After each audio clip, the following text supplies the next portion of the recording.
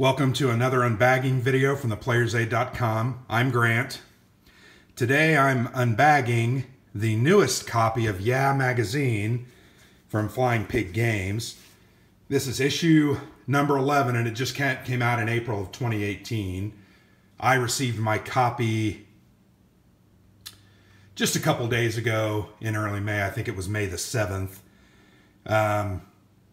But it's a war game and strategy gaming magazine. They don't just look at wargaming, and I've already kind of pre-opened that. You can see this issue contains articles on a lot of different games.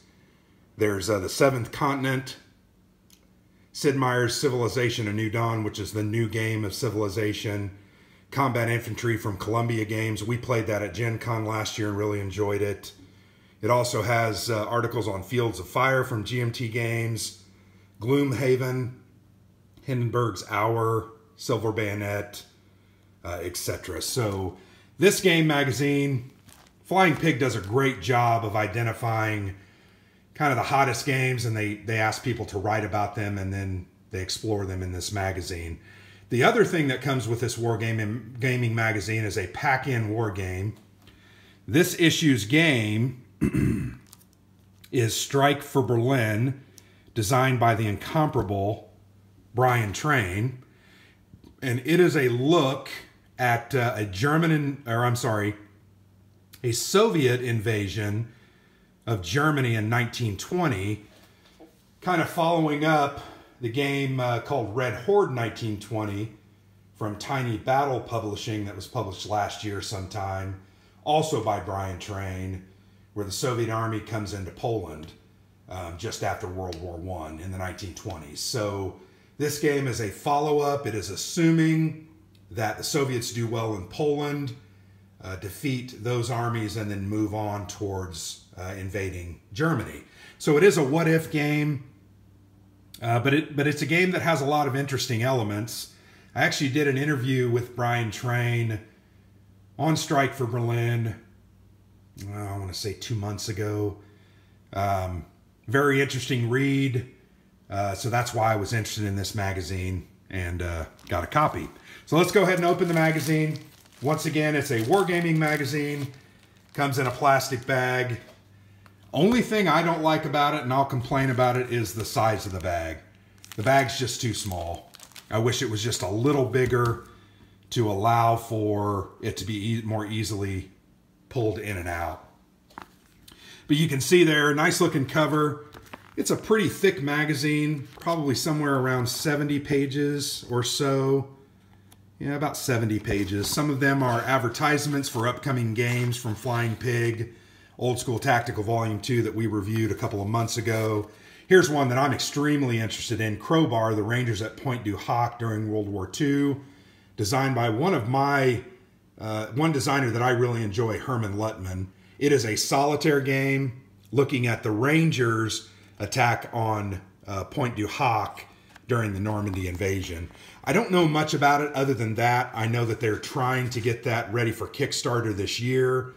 And in fact, I believe they will have a demo copy, Flying Pig will, at Origins coming up in a couple of, well, about 5 weeks, I think. 4 or 5 weeks. So anyway, some not editorials, but advertisements there.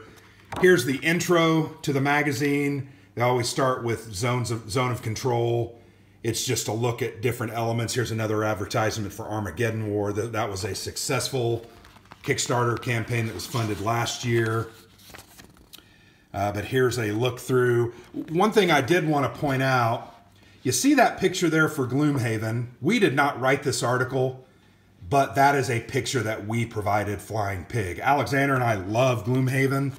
It's one of those games that we play fairly often. We played it last week once, and we had a lot of good pictures, and they were looking for good pictures, so we sent them, and they used them, so we appreciate that. But here's a look at the title game, Strike for Berlin. It starts on page 56. But you'll notice, you know, here's an article on Fields of Fire from GMT. So they look at all types of different games, Seventh Continent. I will definitely read these. I love to put this on my nightstand and read it before I go to bed. Just gives a lot of different insights into different games, and that's always a good thing. Silver Bayonet, a game that Alexander and I have loved and played. The first fire team in Vietnam during 1965. Alexander owns that, and it's a fun game. So I think on 56, let's go ahead and go to 56. So yeah, here's the rules for Strike for Berlin, which once again is the pack-in game. The rules are usually about 8 pages or so. This game looks fairly straightforward. If you've played Red Horde 1920, I think the rules are very, very similar. And then there, actually, you can see, you can link the games up, combining Strike for Berlin 1920 with Red Horde 1920. I have Red Horde 1920. That's something I want to do is link the games up and try those out. So that's a look at the magazine. Once again, these are really good magazines. They're nice, well done. Here's the actual map. I'm going to go ahead and move those counters away. Very simple map, but it is nice looking. So I'll go ahead and bring that over the top. Kind of move that out of the way. There you can see it's, once again, it's a look at kind of Western Poland and Germany, and the follow-up game to Red Horde 1920. The Soviet forces have pushed through Poland, and now they're looking to invade Germany. So there you go. That's a look at the game. The map itself, sorry.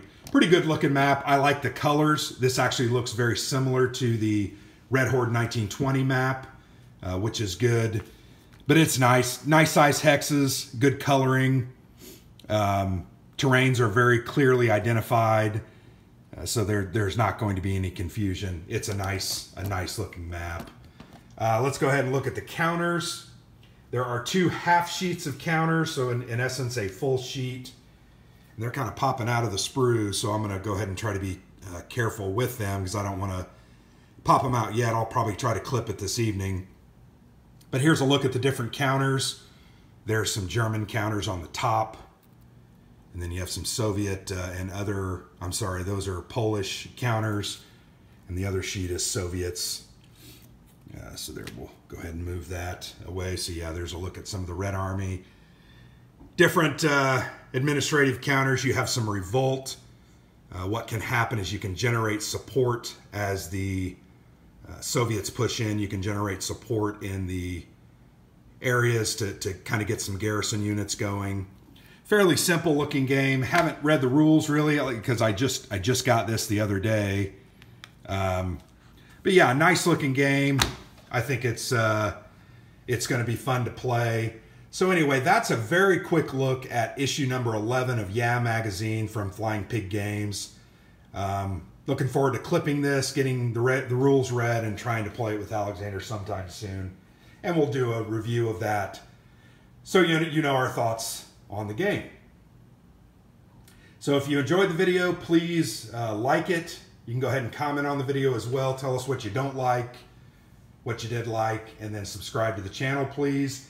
Also, if you want to read more in-depth information about this game and others, you can visit our website at theplayersaid.com, where we do session reports, strategy articles, written reviews, action point rule summaries, as well as designer interviews on our blog.